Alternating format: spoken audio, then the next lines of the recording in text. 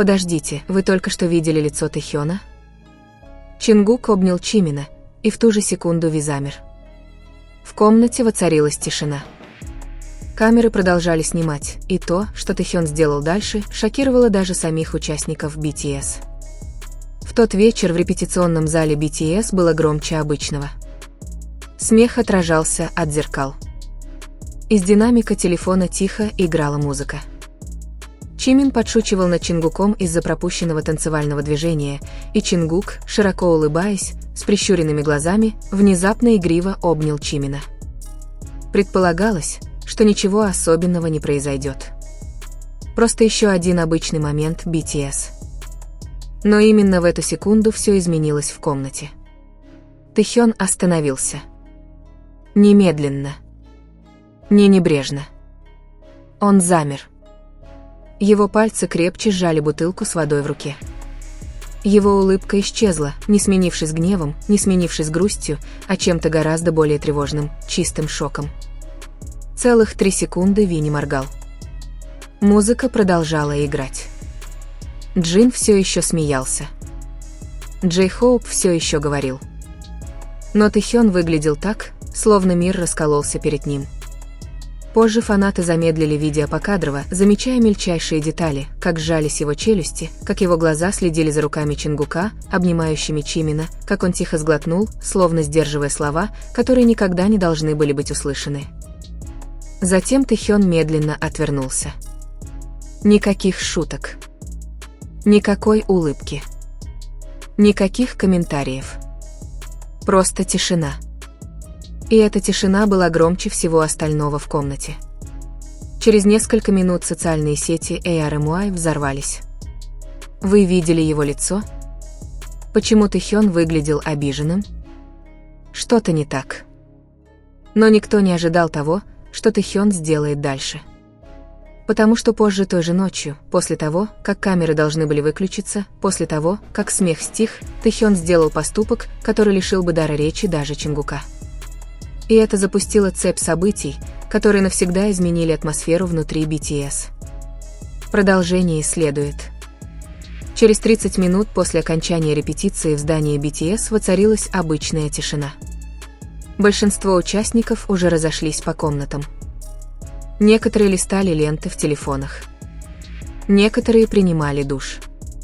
Свет в коридоре погас, превратившись в мягкое золото. Но Тэхён не отдыхал. Он сидел один в углу гостиной, держа телефон в руке и не моргая, глядя на экран. На экране было окно чата Чингука. Пузырек с набором текста появлялся, исчезал, затем появлялся снова. Тэхён печатал, удалял, снова печатал. Наконец, он отправил одно сообщение. «Можем поговорить сейчас?» Чингук прочитал его мгновенно, но не ответил. Прошла минута. Потом 2. Затем 5. Пальцы Тэхёна медленно сжались в ладони. Сердце колотилось громче, чем кондиционер. Через коридор Чингук стоял у своей комнаты, уставившись в телефон, совершенно застыв, потому что он уже знал, о чем идет речь. Он видел лицо Тэхёна раньше. Он чувствовал внезапную тишину.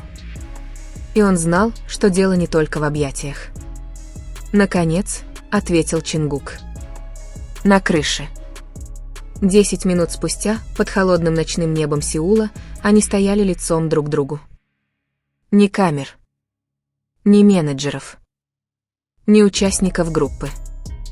Только они. Тэхён первым нарушил тишину. «Почему ты сегодня не смотрел на меня?» Чингук моргнул. «Что?» «Когда ты обнимал Чимина, тихо сказал Тэхён, ты даже не посмотрел на меня». Чингук сглотнул. Ветер пронесся мимо них, неся такое сильное напряжение, что казалось, оно вот-вот разорвется. «Я не думал, что это имеет значение», — тихо ответил Чингук. Тэхён рассмеялся, но в его смехе не было ни капли юмора. «Имел». И в этот момент Чингук понял, что этот разговор вот-вот все изменит, потому что Тэхён еще не закончил. Даже близко. На крыше стало холоднее, чем обычно. Не из-за ветра, а из-за слов, повисших между ними. «Ты не ответил на мой вопрос», – тихо сказал Тэхён. Чингук замялся.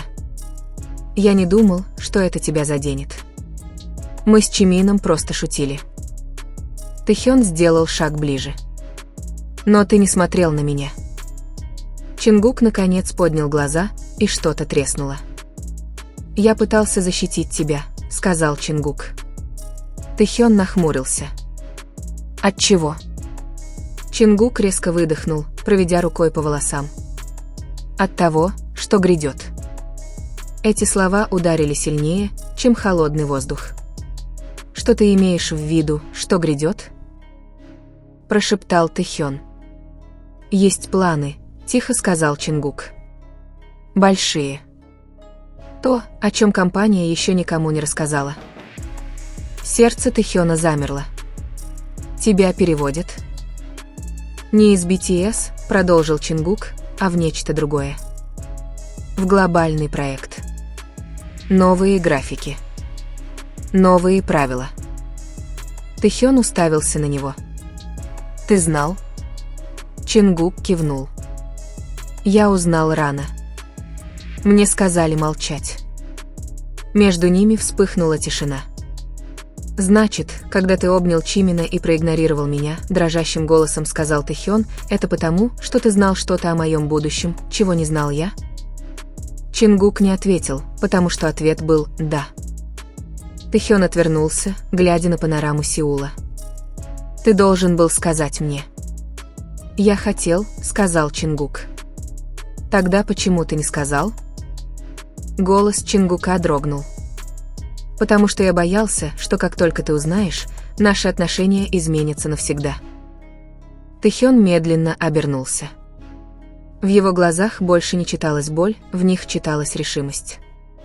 «Тогда, может быть, — тихо сказал он, — пришло время». И эта единственная фраза запустила цепочку событий. Дверь на крышу тихо закрылась за ними, но воздух между Тэхёном и Чингуком был совсем не мягким. «Я не буду притворяться, что не слышал, что ты сказал», — наконец прошептал Тэхён. «О проекте. О моем будущем». «Я не хотел, чтобы ты узнал об этом вот так», — сказал Чингук. «Но я узнал», — спокойно ответил Тэхён. «Поэтому теперь мне нужно решить, что я буду с этим делать». Чингук замер. «Что ты имеешь в виду?» «Я не собираюсь ждать, пока кто-то другой будет контролировать мою историю», — сказал Тэхён. «Я попрошу о личной встрече». «С кем?» «Со всеми, кто определяет мой график, мой имидж, мое будущее». «Люди так не поступают», — сказал Чингук.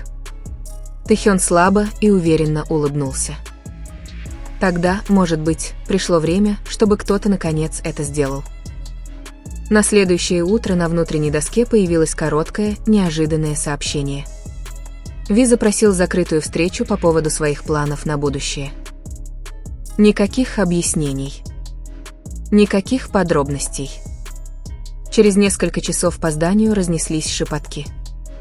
Сотрудники переглядывались. Участники чувствовали напряжение. Чингук стоял в коридоре, глядя на уведомления на своем телефоне. Он знал, что это не просто встреча. Это был шаг Тэхёна в будущее, которое может все изменить. В комнате для совещаний было холоднее обычного. Тэхён вошел один. Дверь захлопнулась за ним с тихим щелчком, который почему-то звучал громче, чем хлопок. «Я не хочу говорить о слухах», — спокойно сказал он. «Я хочу поговорить о своем будущем». В комнате воцарилась тишина. «Я знаю, что есть планы, о которых мне еще не рассказали», — продолжил Тэхён. «Я здесь не для того, чтобы бороться с ними. Я здесь, чтобы понять их и защитить то, что для меня важно». «Что для тебя важно?» — спросил кто-то. «Мой голос. Мой выбор. И мои участники группы». Эти слова изменили атмосферу. «Я не хочу никаких проектов, которые отвлекают меня без моего согласия», — твердо сказал он. «И я не хочу, чтобы решения принимались молча. Я прошу уважения». За дверью Чингук считал каждую секунду. Когда Тэхён наконец вышел, его лицо было спокойным. Слишком спокойным. «Как все прошло?» – прошептал Чингук. «Сегодня я кое-что изменил», – ответил Тэхён. «Что изменил?» «Все». С того дня внутри BTS начали происходить тонкие изменения. Расписание скорректировалось. Начались разговоры. Тишина исчезла. И с того вечера секретов больше не было. 2 дня спустя BTS появились на публичном мероприятии. Все выглядело нормально, но AR и MUAI заметили разницу. Тэхён стоял ближе к Чингуку. Намеренно. Затем, во время интервью, Чингук просто сказал: «Мы остаемся вместе». И AR и MUAI услышали все в этих словах. Позже последовало тихое объявление. BTS запускают новый глобальный проект, ориентированный на творческую свободу и руководство, определяемое самими участниками. Через 13 минут Тэхён перепостил это с одной фразой: «Мы выбрали это вместе». И вот так будущее перестало казаться чем-то случайным, происходящим с ними. Создавалось впечатление, что они наконец-то начали формировать что-то свое.